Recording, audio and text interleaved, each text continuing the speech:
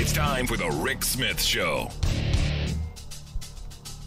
Now, here is the voice of the working class, Rick Smith.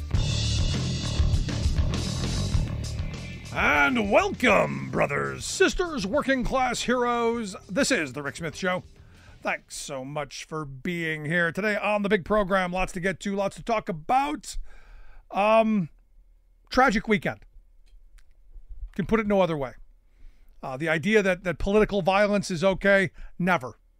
And I know I got a lot of response from people going, well, this is what we do, Rick. This is what Americans have done for generations. Still not acceptable on any level. Look, I am not a Trump supporter by any stretch of the imagination. I do believe he is dangerous for democracy. I do believe that his policies are dangerous for democracy. I believe his policies are bad for the working class. I think his policies are horrible for union members. I think his policies are bad for women, for minorities. Go down the list of all of the people except the very wealthy and the well-connected and the business interests. His policies are bad for the rest. And I believe that wholeheartedly, and which is why we talk about that. And on the policy level, where we should keep our fights and our arguments, he's the worst candidate in my view. That doesn't mean I want to see him harmed. And it's a disgrace that there were a couple of people out there saying, oh, it's a shame he missed. That's disgraceful and should never be tolerated.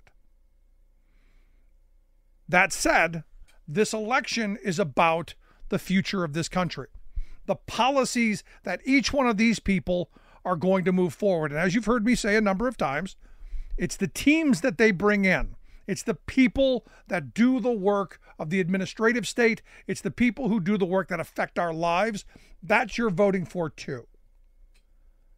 And I've gone through, the NLRB and the Department of Labor and the EPA and down the Department of Justice and the Federal Trade Commission and all down the line and compared the Biden people and the Trump people. And time after time after time, in every instance, without exception, the people that Biden has chosen have come from the working class, have come from labor, have come from people fighting for the good of, well, the many.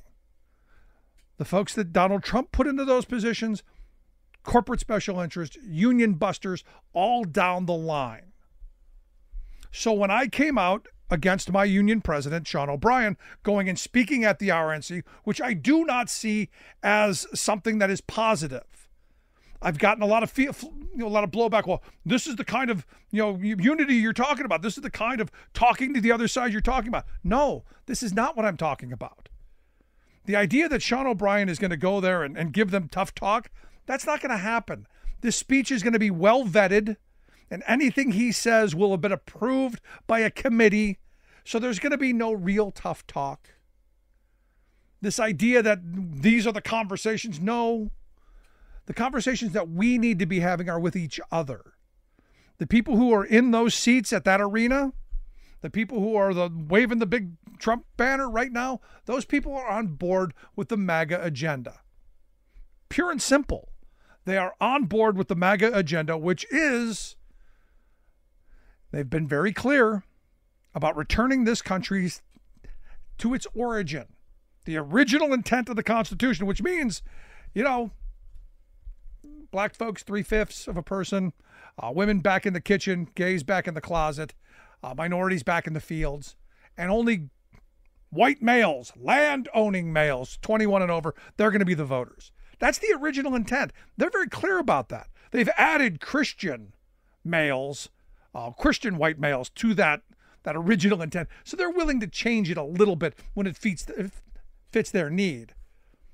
But they're fundamentally talking about changing this country and doing it with this Project 2025. Project 2025 is dangerous to democracy. That does not mean in any way, shape, or form do I condone violence. I want to educate people. I want people to understand that this is not good for us. And that we go to the ballot box and we choose. Now, got a lot of press this weekend from a number of organizations talking about my union president going and speaking. And as I said to all of them, this is not personal with Sean O'Brien. This is not anything that makes me have any diminished thoughts of my union. In fact, this is what union democracy looks like. This is what I want for everybody. The ability to question leadership, the ability to talk, directly to power. I don't understand the end game here, because ultimately they are going to endorse Joe Biden because that's what the votes said that they have to do. So it's going to be an interesting moment where you have someone speaking before one convention and endorsing the other. And I doubt the DNC is going to allow O'Brien to speak, because I don't think it's ever been done where you've had a speaker at both conventions. I don't think you've had someone who says, I'm going to have a foot on each side of the fence. I don't think it's ever been done. So I would be surprised if the DNC, gives him a platform. And for me, it's simple.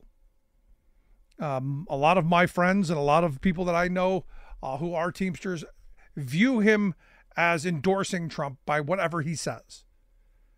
Just the appearance of being here, and I've said that before. It's my hope that when the Teamsters do endorse, they do put their shoulder into their endorsed candidate, and we do get some push to ensure that the candidate gets elected. Because for organized labor, be very concerned if Donald Trump is the president, because we've already seen what he did. And from what I'm told, that ain't nothing to what he's going to do. Anyway, we're going to take a quick break. When we come back, Bob Ney, former Ohio congressman and political analyst, is going to share some thoughts on the weekend's events. Maybe a little bit about the RNC. Quick break. Right back.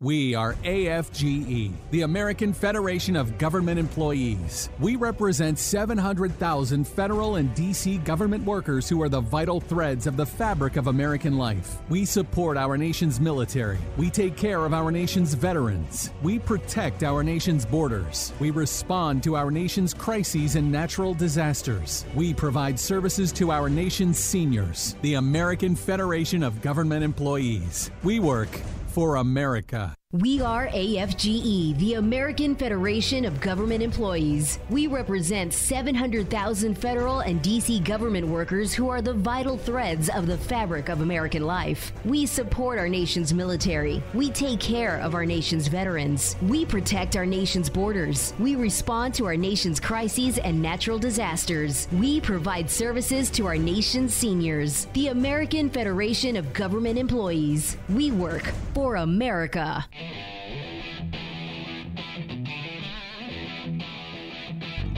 Welcome back to the Rick Smith Show. Now, here is Rick Smith. So former Attorney General Billy Barr was quoted on Fox News saying, the Democrats have to stop their grossly irresponsible talk about Trump being an existential threat to democracy. He is not, he says.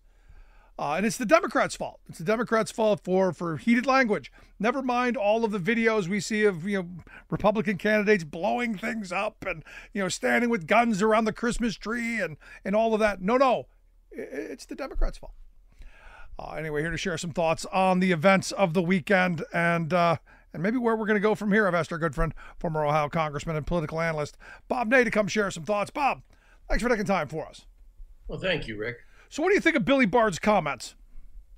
Well, I think for a long time now, and I want to say this started, I don't know, maybe after I got out of office around 2006, I saw more of it, where something happens and they say, well, if Obama had not said this person wouldn't have gotten shot, or, if Trump had not said that, this wouldn't have happened. I mean, both sides have tended to do this a lot. And I knew this would be coming, that people would say on the Republican side that Biden made out such a threat by Trump that somebody was going to do something. I don't like political heat arguments that cross lines. And, of course, we have that all the time in today's world. But I think whether anything was ever said or not, somebody is going to do things like this because there are unbalanced people are out there that have weapons and they want to kill people. So now that this has happened, maybe both sides can tamper some rhetoric down. Both sides. Maybe Barr shouldn't even be saying, what he's saying, but both sides need to, get a little bit of calm out here. Now, as far as, members saying, well, maybe they're under extra threat. I served 11 years. I was the one that oversaw the Capitol Hill Police as chairman of House Administration. I know, the inside threat process for members of Congress. I know, what happened, what threats were out there, and how we dealt with them. And maybe threats have increased, but I'll argue this, Rick, with the advent, because it wasn't there when I was there, the advent of Instagram, instant reporters, I call them, TikTok, WhatsApp, everything that's around. Yeah, all the social media. That didn't exist to the extent it is now. That can ramp things up. My own social media after this happened with the shooting of former President Trump, I mean, people were coming on where I'm like, okay, please, I don't want to see that.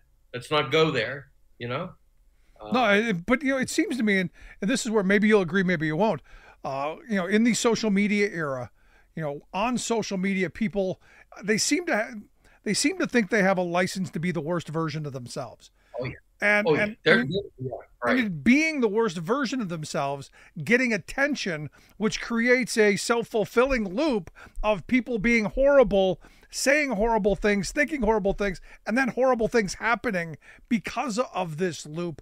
Or do you think I'm putting too much blame on social media? Because look, presidents have been shot in the past, bad things have happened in the past, but I'm curious, your thought? Oh, yes, bad things have happened. Presidents have been shot, people have been murdered, but social media can absolutely aggravate the entire system because, a lot of people, they're tough on social media. While I'll get you, if they were face to face, they wouldn't be so tough. Yeah. But, when it comes to social media, you can be rude, you can do this, you can break up social media, you can get your divorce on social media. I mean, it's a whole different world. And I think this lends itself to real problems. So any member right now that, because Trump was shot, says, well, it's really, really bad for me. Sure, there should be a look at security, but that's always been there. Right. People have always gotten mad at members of Congress and presidents. It happens. People get mad at neighbors and bad things happen. It happens in our country. Now, in this case, again, because it's at the level and the press level where it's at, I think it's incumbent upon people within the political system to, try to tamper this down a little bit in the rhetoric. And also, let's be a bit proper about what's happened. Yeah, I think it's interesting, though, that the rhetoric has gone towards Biden and not the shooter. Because what we know of the shooter, and I never say criminals' names on air, but the shooter was a registered Republican, had donated money years prior as a 17-year-old to an Act Blue account. It was like, I think, $15. Right. So there hasn't been the kind of attack in that way. So it seems like the attack necessarily went. It's got to be Biden's fault because he said bullseye in a call not too long ago. So this has got to be what this person heard. Again, I don't know anything about him. We don't know anything about him yet. To what level he was unbalanced. Obviously, he was after Trump. As we know, people go after presidents. President Biden's had threats, but this thing started a few years back where this candidate said something bad happened and they blame it on the candidate. Right. This thing's been going back and forth like this for quite a while, for at least 10 or 12 years that that I've been doing work with the media. So, I viewed it, you viewed it, and I knew that eventually would happen. Of course, President Biden's coming out, and he's going to have a on the side investigation of this, selective investigation of it. Secret Service probably eventually is going to be slammed around, for the person being on the roof. Yep. And nobody finding that out. No, I believe that. But, I want to go back to Congress because, you as a former member, you know how this works. If they're worried about their safety, if they're worried about, things happening, shouldn't this be a moment for them to start tapping down the rhetoric? Shouldn't we be looking to our leaders? Look, I saw on Sunday night, President Biden came out and gave what I thought was a very good, hey, we've got to calm down. We've got to get back to the issues, kind of a, good, grandfatherly kind of talk, trying to calm the temperature down and refocus the campaigns. Isn't this what our leaders are supposed to do instead of throwing more incendiary, slogans and anger out there? Shouldn't our leaders be the ones who are going, hey, we need to calm it down a bit? Sure. And Biden did that, and he called Trump. And it was a quick but respectful, quote, phone call. And we haven't heard anything from Trump contrary to that. So, Biden did the decent thing that he was to do. So far, Trump has done the decent thing of accepting that phone call to political rivals. And yes, if members of Congress are worried about threats, then, go about your business, have your opinion, but also try to not, get wild on the public stage right now. You don't want copycat type of deals on this type of thing. But again, we don't know about the killer. We don't know what was in his mind. I'm sure they'll find out. And obviously, people that do these things are unbalanced for the most. I don't think they're patriots that think that they're actually doing something, or maybe they do. I don't know, but they've got to be unbalanced to do this type of thing. I mean, to be honest, all of that rhetoric. That again I've always said plays to the dim. This idea that the tree of liberty is watered with the blood of tyrants and patriots. A lot of people have that mindset that they're fighting for something, not quite sure what it is. And we hear a lot of rhetoric on both sides, but mostly on the Republican side, that we're going to take back our country and we're going to change it, which is kind of weird. If you love the country, why are you trying to why are you trying to change it? Which is weird to me, but I'm curious your thoughts on that. Well, yeah, look, you were around when, my class shifted to Congress after 40 years to Republican control. You were around that. Contract with America. And everybody said, what a bomb thrower Newt Gingrich was, and he and Clinton and the conflicts they had, et cetera, which they did have some. But if you look back at that point in time, there were things that were said, for example, that we have a small window of opportunity to change, the direction of the balanced budget in America, and to change how the government works to make the Congress under its own laws that it makes. There were statements made like that, but there weren't statements, to the best of my knowledge, and I could be wrong, that we're going to go, take over the Capitol to do this. We're going to have chaos in the hallways. I mean, that type of thing. Patriots rise up for the contract with America. That type of thing didn't exist. On the Democrat side, you didn't have it either. At least, maybe I'm getting old. Maybe my memory's getting bad on these things. I just think that as time went on, things got way more intense. The verbiage got way more pinpointed and directed, and the social media just absolutely took rampant control of the political system, putting on there, all kinds of things. I saw, in fact, some of my relatives had sent me, this is after I was out of Congress, Rick, had sent me these lists of things that, did you know that members of Congress's kids' student loans are paid forever? Now, that might be minor, but they put things in there that when you read it, you're like, wow, these members of Congress need to all resign in force. I mean, they were absolute lies. Yeah. And in the past, we didn't have a social network that could make these things go out to millions of people in a day. We just simply didn't have it. No, we've gone from the email chains to now Right. all these memes that we see. But and you think back to you go back to Reagan ending the fairness doctrine, which had some parameters on what political speech was, and there had to be some balance that went with it. It wasn't perfect, but I'm curious if you think that had anything to do, and would it have mattered in the age of the internet if we had something like the fairness doctrine? I don't know. The age of the internet, and I mean, I looked at the fairness doctrine. Obviously, it was around when I was there. The age of the internet kind of changes all of it, and I don't know how you monitor yet. If you monitor, you're taking away freedom, but can you allow for lies to be put out? And we've got a brand new AI on the horizon that's going to make our lives turn upside down politically. You can see that one coming. So I think social media just busts any particular law or rule that could be made these days. Yeah. It's a tough one. The other aspect of this,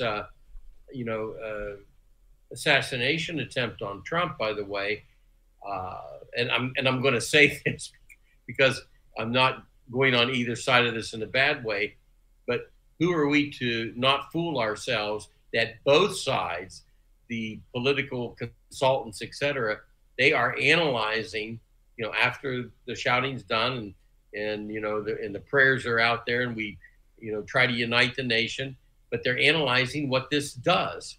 And it will make a change, Rick, in the beginning of the Republican convention tomorrow. You're going to see Trump in a unity fashion. You will see less, I bet you will see less verbiage in particular. You'll see it, but less verbiage about Biden. You're going to see this whole brand new unity thing because, Biden's campaign too is analyzing how do you handle this? Yeah. After it's all done, it's a factor in the election.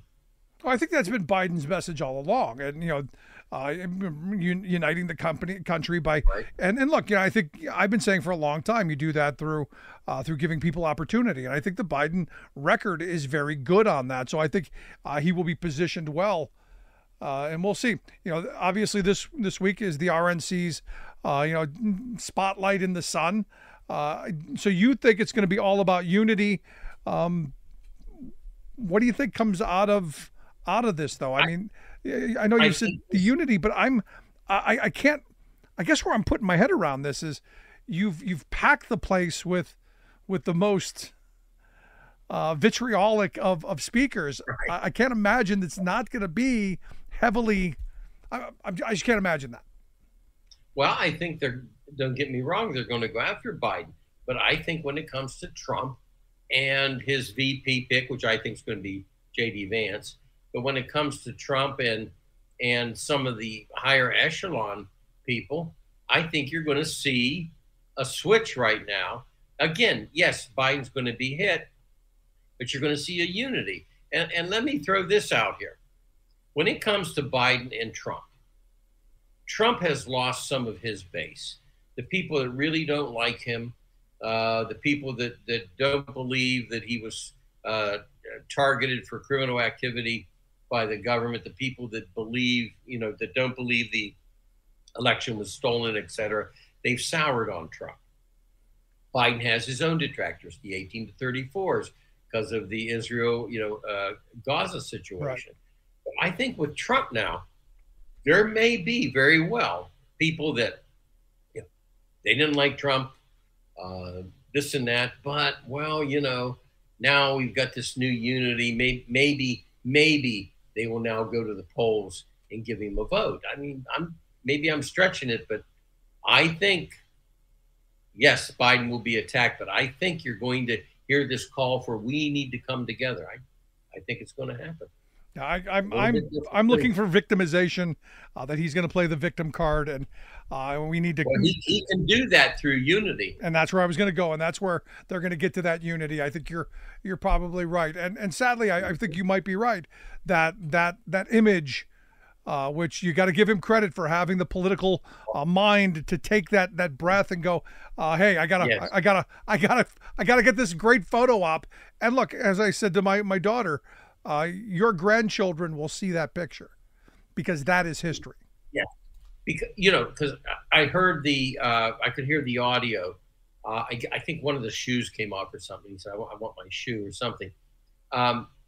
Normally, you jump on a president when something happens and you can't even see the president. He managed to get his hand up there, right? And you're right. It is the iconic photo of a decade.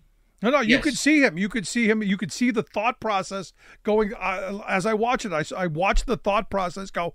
He gathered himself, and then he's like, I got to fight through this. And that's when he did the whole fight thing.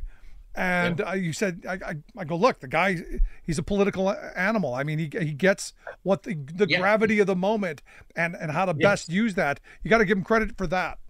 Yes, he got it. It's like Reagan. Reagan gets shot. They push him into the car. He gets to the hospital, and and this is the famous line. The first thing you heard, are you a Democrat or a Republican? He asks the guy at the emergency room, I mean, it's just, okay.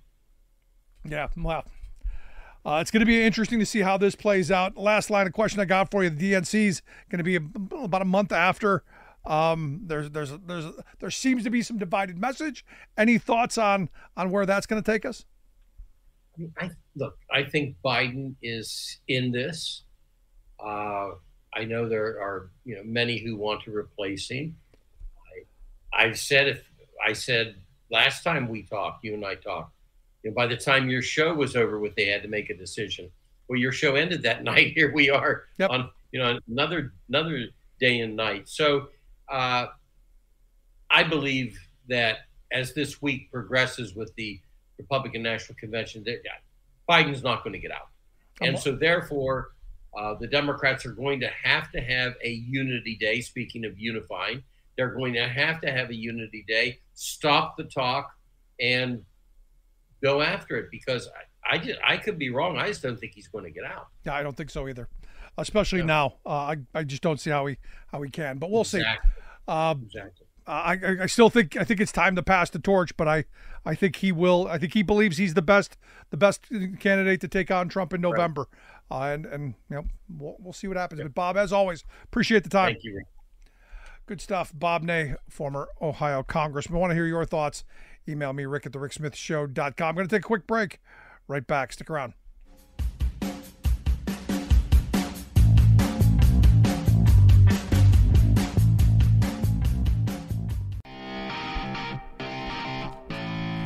Welcome back to the Rick Smith Show. Now, here is Rick Smith.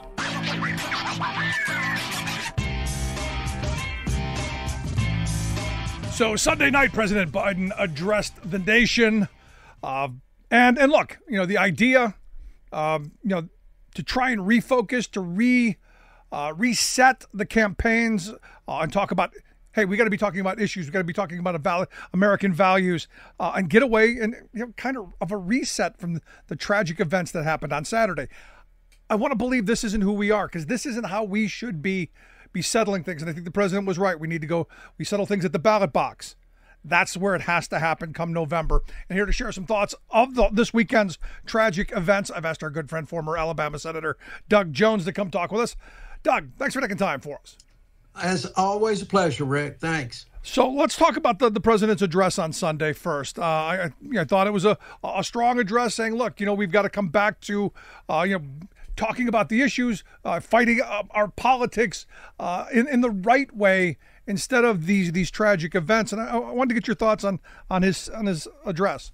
Rick, I thought his Sunday address was really good. I thought it was exactly what he should do. I think it was exactly what a president should do. I think it sent a strong message that he was doing it from the Oval Office, sitting behind the Resolute desk. And he said the right things. I think the problem is that it's, the execution of what he wants to do and what he wants everybody to do, and what you and I have kind of talked about on this program before, is going to be difficult. I think it's difficult for both sides. but I think it's particularly difficult with Donald Trump's loyal fan base and Donald Trump. So we'll see if the temperature can be dialed back. I'm afraid it may be dialed back for only about 48 hours, like it was on January 6th, and then it's going to ratchet back up as we get into the Republican convention and then the Democratic convention. Yeah, I mean, it's going to be an interesting convention with the Republicans are in the middle of right now, and you know the idea that they're gonna be, I think they're going to be heavily united. But what's that message going to be coming out of being heavily united? Is it the Heritage Foundations? You know, we're in the middle of a revolution and we're going to change this country in ways that most Americans aren't thrilled with, and that it'll be bloodless if the left plays into this. And this is where the guy from the Heritage Foundation can now say, "Look, we told you."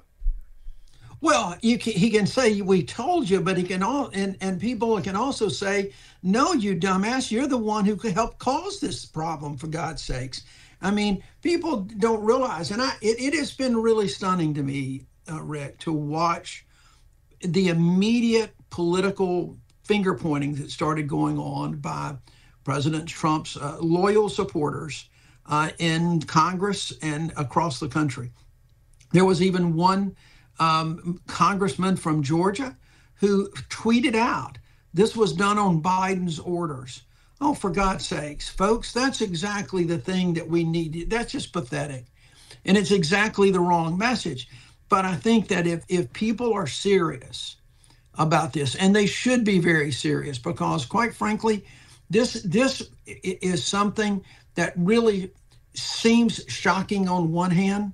But on the other hand, if you have seen and understood that violence has become such a part of America now, and that violent rhetoric has become such a part of what we hear, particularly from the Trump supporters, it's one of those things that you think, my God, we're just fortunate it wasn't worse. Yeah, no, we are fortunate it wasn't worse. Look, as much as of a fan of that I'm not of Donald Trump, I wish him no ill or no harm. I hope he loses badly in November so that we're able to maintain the America that we love. But I wish him no harm. So for me, this was a tragic day. So I wanted to get your thoughts when you heard the news, when you saw what happened. What were you thinking? It was that, Rick, I'm a little older than you. So I lived through John F. Kennedy's assassination. I lived through Bobby Kennedy's assassination and Martin Luther King's assassination, the attempted assassination on George Wallace and Ronald Reagan, Gerald Ford, there was an attempted assassination. This is not unusual for America. We have had this before, but it just seems like today, in today's world, that everything that we do is settled with a gun or settled with violence. You settle, it's just been accepted that you settle arguments, whether they're political, social, business, family issues. It's just pull a gun and let's settle them. And that is just frightening. I mean, to me, that is just not something I've ever seen. But at the same time, I knew the moment I started seeing the tweets, the moment I started seeing the reaction from supporters in Congress of President Trump, I said, this is not going to be good, because people are going to condemn violence, but nobody is going to condemn the rhetoric that causes this violence, the dog whistles, the contempt, the hate that we see coming from so many people. And that's a real problem. And I hope that folks will listen to President Biden. No matter which political party they ascribe to, and think about all that's been said and done from folks, because this is not just Democrats saying that Donald Trump is a danger to democracy. This is issues about sending messages about pardoning January 6th insurrectionists who were running through the Capitol looking for Mike Pence to hang him. I mean, you've got to go back to a lot of things, and this is an issue that both Democrats and Republicans need to take very serious, and think about what they say, how they say it, because words have consequences. Yeah, but I was thinking about it, today, because I've seen a bunch of a bunch of stories going around. I remember Andrew Clyde, the representative, who was handing out AR-15 pins and saying, "I've triggered Democrats." And I thought back to the Sarah Palin, map with the bullseye targets on them, and I think of all of these things that have happened, that the Republicans have been you kind of fomenting this violence, this normalizing, as you've pointed out, this use of a gun. And I couldn't help but go, how do you blame Biden for what happened then? Right. This is where it gets interesting for me, where the rhetoric and reality just don't seem to come anywhere near each other.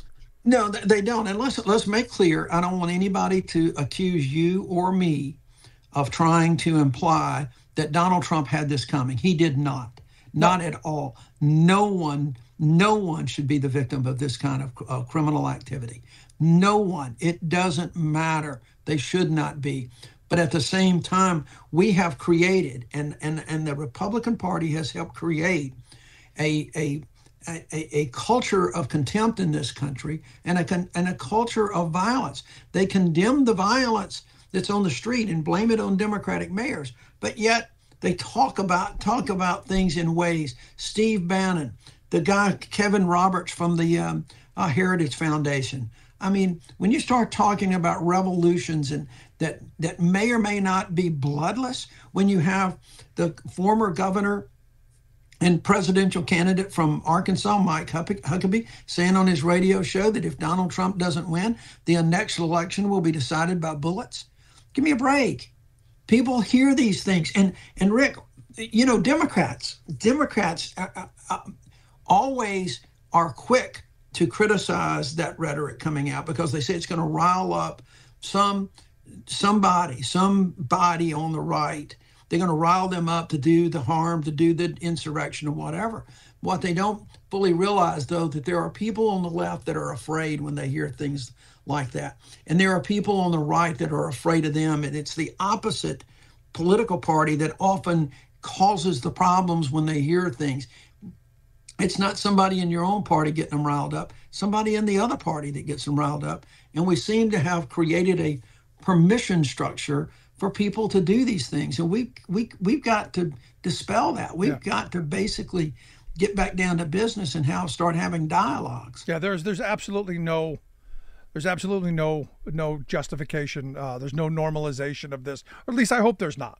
No. Well, look, now let's be candid. One or two more deaths in Pennsylvania, and this would have been a mass shooting. Okay. This would have been another mass shooting. It just so happened that it was at a political rally with a former president of the United States and a candidate. But the fact of the matter is, we talk about all of this stuff. We talk about this, and we have one after another. Right here in Birmingham, Alabama, there were 7 shootings this weekend. Okay, and there has been some normalization in the sense that we constantly say, and you've heard it by almost everybody who issued a statement today, there is no place for violence like this. And that's a statement that everybody should agree with. But the fact of the matter is, we have created a place for this kind of violence. We've created a space for it by both the rhetoric and also the fact that we cannot seem to agree on how to address it and call things out. And we damn sure can't seem to address any issues of guns. Yeah, as a listener sent me, I hope that the next time there's a school shooting, we get this outraged and this upset when it's a 3rd grade classroom with a teacher and students in it. And look, any shooting, any of this stuff is senseless and shouldn't happen. But the fact that we've made guns so available, and ironically, one of the first pieces of legislation that President Trump signed was loosening the restrictions on guns for mentally ill folks. So there's a lot of, and I'm again not saying that this was earned or deserved or any of that. I'm just saying what is that we have a party that seems to want the proliferation of guns and the saturation of guns in our culture. Yeah, Rick, it's been interesting. You haven't heard one, at least I haven't, heard one Republican talk about this tragedy by saying we just need more mental health counseling. That they hadn't gone there with this one. Or more guns. This is. They haven't said that. They have not said that at all. And I saw something on TikTok or somewhere today that said, if this guy, and there's, one of the things about this, Rick, that I think is probably the most tragic is not just the culture that's been created around here, but I think at the end of the day, there was a significant letdown in the security at that event. This shooter got on a roof, and I can tell you, because I have been through a lot of walkthroughs for security for events like this over the years. I don't see how in the world that was allowed to happen, and that guy was able to get up there with an AR-15 and fire off shots before he was taken out. That just is just stunning. Which is why I got to be honest with you. I've gotten a number of listeners who have emailed me and said, that was allowed to happen. And there's the conspiracy out there that was allowed to happen. And again, all over the map of who allowed it to happen and why. But the fact that it was, I think, a big security meltdown leads people to maybe think conspiratorially, because guess where we are. Well, but you know what? No, they're not perfect. And what we see, we never see all the successes that the Secret Service and these security details do, because nothing happens and everybody comes and they go, and they may get a little inconvenience going through a magnetometer. But yet, if there is a breakdown one time, a tragedy occurs, and all of a sudden these conspiratorial folks come up. That's crazy. This was just not allowed to happen. No one wanted this to happen at all. Yeah. No one wanted this to happen. Yeah, and that's what I've been saying. I mean, the reality is let's not get into the realm of conspiracy. Now, I do want to change topics then, because before the shooting, there were a lot of Democrats calling for the president to step aside. I myself, I said from the start, I believe the president will do what's in the best interest of the nation, what he believes is in the best interest of the country. I seem to think, and I said this last week, I believe it might be time to pass the torch, but that's ultimately the president's decision. Where are you, and does this shooting change any of that? I don't think it changes any of it. I have said the same thing. I said that, with the weekend after the debate, it's caused a lot of folks to be very anxious. But you know what? He had a really good week this week. And I've known Joe Biden a long time, and I've always believed his decisions are made with the best, the country's best intentions at heart. And I still believe that. This is it has been a difficult time for him, but the fact of the matter is, it at least from everything right now, it appears that he is going forward. I'm with him 1,000%. I think he has been an amazing president, and I think he's still got it with him. And Rick, look, for anybody that doesn't know this. And there's a lot of people that just don't know how government operates and government works, and they don't know civics and things. And that's just because everybody's busy. You may have forgot it. You may not have learned it. But the fact of the matter is the presidency of the United States is much more than simply standing on a stage trying to give a 2-minute response and a 2-minute answer and a 1-minute response. It is a team that is surrounded. There's a team for everything. It's not just the cabinet. There are people in departments within the White House that are constantly giving the president his briefing papers, working with him, keeping him up to date, everything. I keep hearing, well, if he did that ban on the debate stage, what would he do if he answered the call at 3 o'clock in the morning? Well, let me tell you something. If that call comes in at 3 o'clock in the morning, it will still have been an incredible amount. Those things don't happen in a vacuum. And a decision is not going to be made from your pajamas, at 3 o'clock in the morning without significant effort going on ahead of it. There are no snap decisions. There are no snap decisions that are being made. That's right. So, I mean, we're talking about something that involves someone's judgment, their experience, their knowledge, and all of that comes into play. And that's why he's been so successful. Yeah. And that's why he had a successful week. And that's why I think he continued to be successful. No, I mean, for me, I said, look, the reality is I'm voting for Joe Biden because of his administration. Jennifer Abruzzo, the general counsel of the National Labor Relations Board, is my choice. Trump's choice was a guy named Peter Robb, who was instrumental in firing the Patco workers. I'm for Joe Biden because of he chose Marty Walsh and now Julie Su as the head of the Department of Labor. What Trump chose were a bunch of corporate lawyers and a guy who wanted to eliminate fast food workers. You go down the list of administration people. One side, the Biden side, are fighting for average, everyday working people, and the Trump folks were all on the side of corporate interest and the moneyed interest. And my favorite one is the person who was in charge of the Department of Wage and Hour.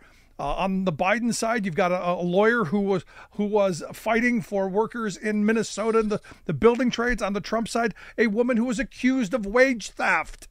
So, I mean, it is so clearly different that working people should be siding with Biden. It doesn't matter to me who's at the top of the ticket. It's that whole team, as you pointed out. I agree. Totally agree. So, well, I mean, look, we'll see how things go. I think, a lot of focus is going to be on the Republican convention this week, as it should.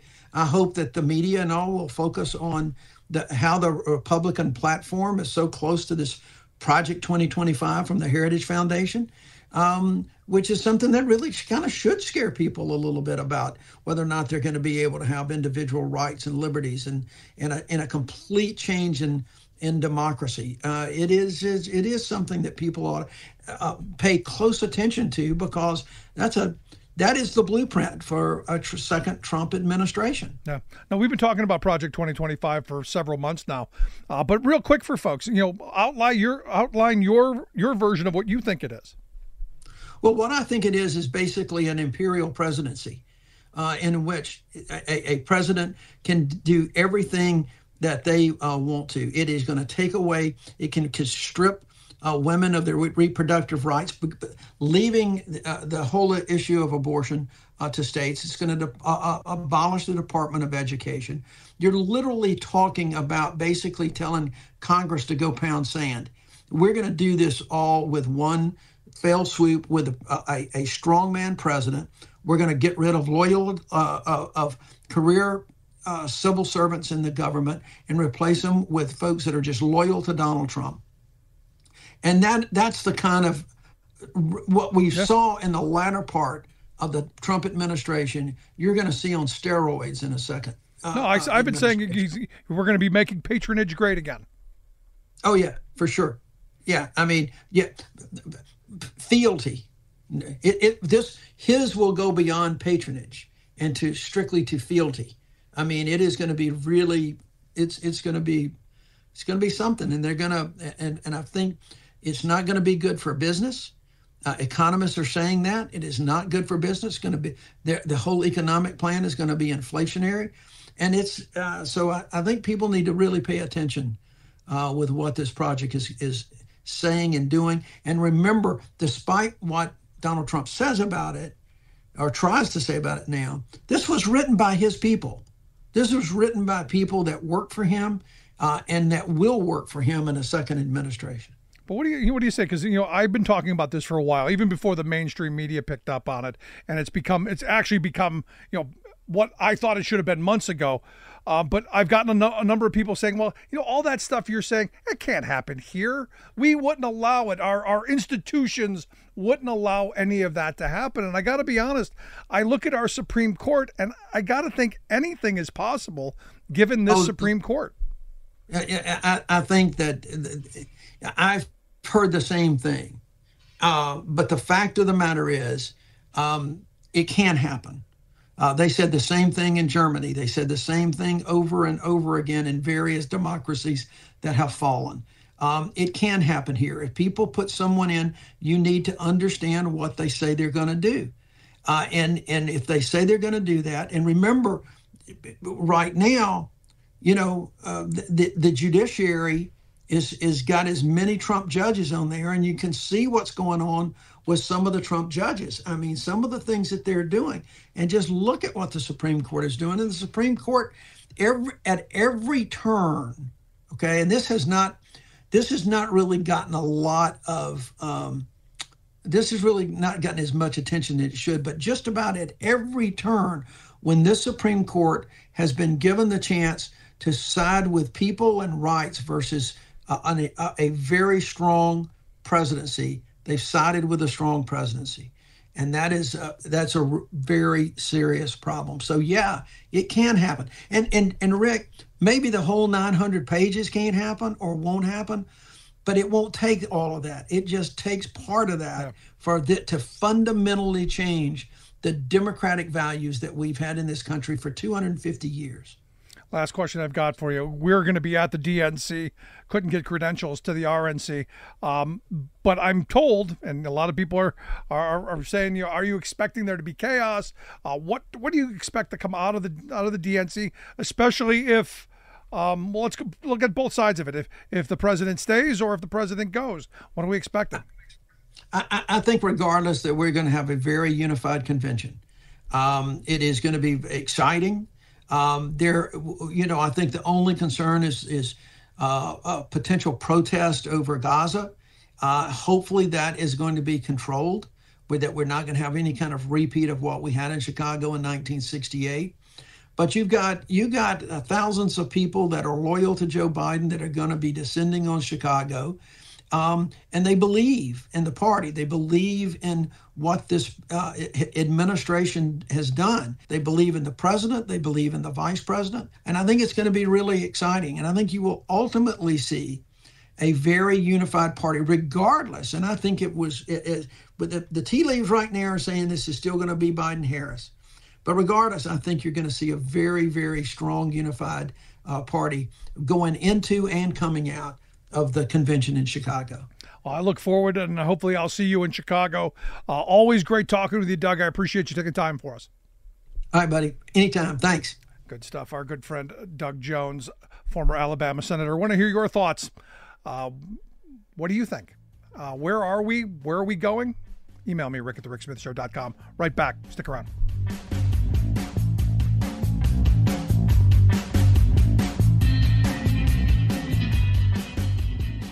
I'm Rick Smith, and this is Labor History in 2. On this day in labor history, the year was 1931. That was the day that Ralph Gray was attacked for trying to organize black farmers. Gray was born to a large African-American family in Alabama. Living in the Jim Crow South, he became a tenant farmer. He joined the Communist Party. At the time, communist labor organizers were often more open to black membership and leadership than were other white-dominated labor organizations. Along with his brother Tommy, Ralph helped to found the Croppers and Farm Workers Union in Tallapoosa County, Alabama. They set to work organizing black sharecroppers. Then, several of the local landlords stopped providing food and money to their workers. They did this in an effort to force the black workers to labor on building a new sawmill. Angry sharecroppers joined the new union in protest. The union demanded more autonomy for the tenant farmers. They also demanded a longer school day and a public school bus for their children. Alarmed by this organizing, the sheriff, Kyle Young, led a posse to break up a union meeting. They beat and terrorized the union members. The vigilantes then went to Tommy Gray's house, where they fractured his wife's skull. Ralph Gray chased them off with a shotgun. But the next night, on July 16th, the union met again. Gray and others armed themselves to protect the meeting. Gunfire was exchanged. The sheriff shot Ralph Gray while he lay on the ground, already wounded. The mob of vigilantes then burned Gray's house to the ground. They placed Gray's mutilated corpse on the courthouse steps as a warning to any others who dare to stand up for the rights of black workers. Labor History in 2 brought to you by the Illinois Labor History Society and The Rick Smith Show. For more information, go to laborhistoryin2.com.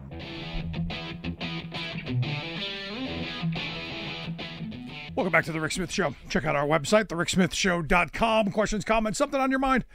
Something I said got under your skin, made you think, made you angry. I want to hear it. Email me, rick@thericksmithshow.com. I got to tell you, love Doug Jones. Think he's one of the smartest people out there. Would love to see him back in politics. And hope to see him when we are in Chicago, and we will be in Chicago for the DNC convention. Looking forward to that. Looking forward to seeing friends and acquaintances from across the country. But we are in an interesting time, and more than ever, need to calm down a little bit, especially the heated rhetoric, and figure out how to talk to each other. I want to hear your thoughts. Share them at will, and maybe Bob was right. Maybe this will be a moment where we start tapping it down a little bit. Maybe now will be a moment where we start thinking about how to communicate again. But I want to hear your thoughts. Email me, rick@thericksmithshow.com. Miss any portion of the program, grab the podcast.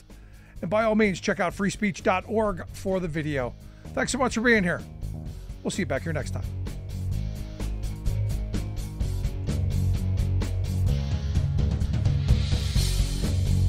You've been listening to The Rick Smith Show. Email Rick at rick@thericksmithshow.com. Until next time, this has been The Rick Smith Show, where working people come to talk.